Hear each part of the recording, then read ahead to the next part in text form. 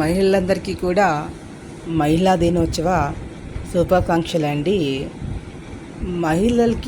మహిళా దినోత్సవం అనేది ఎందుకు జరుపుకుంటున్నామండి?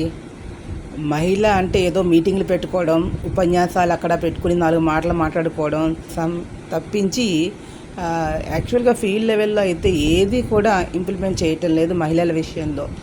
ఎందుకు అంటే మహిళా దినోత్సవం ఎందుకంటే మహిళ అనేది సాధికారత సాధించింది అని చెప్పుకోవడానికి, ఏదో ఒక రంగంలో మహిళ సాధించింది అని. కానీ ఏ రంగంలో కూడా మహిళలు సాధికారత అనేది సాధించలేదండి.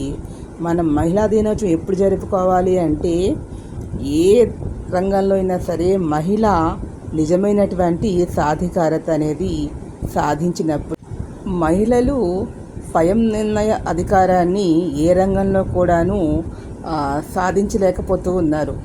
మహిళలకి ఇచ్చే ఉద్యోగాలు కూడా ఏమిచ్చారండి? పెద్ద పెద్ద నిర్ణయాలు తీసుకునేటటువంటి ఉద్యోగాల్లో మహిళలు లేరు. ఉన్నా కూడా పురుషాధిక్య సమాజంలో నామమాత్రంగానే వారి అడుగుజాడల్లో వారు చెప్పినట్లు వింటూనే పని చేసుకుంటున్నారు. కానీ నిజమైన సాధికారత సాధించలేదు. మహిళ ఎప్పుడైతే డిపెండ్ అవ్వకుండా ఇండిపెండెంట్గా ఉంటూ తన పని తాను చేసుకుంటూ తనకి ఏదైతే నిబంధనల మేరకు తనకి ఏదైతే విధి విధానాలు అయితే ఉన్నాయో తన చేయవలసినటువంటి కార్యక్రమాలన్నీ కూడా తన నిర్ణయంతోనే చేయగలిగినప్పుడే నిజమైనటువంటి మహిళా సాధికారత సాధించాలి. ఈ వీడియో మీకు నచ్చితే లైక్ చేయండి, షేర్ చేయండి, సబ్స్క్రైబ్ చేసుకోండి.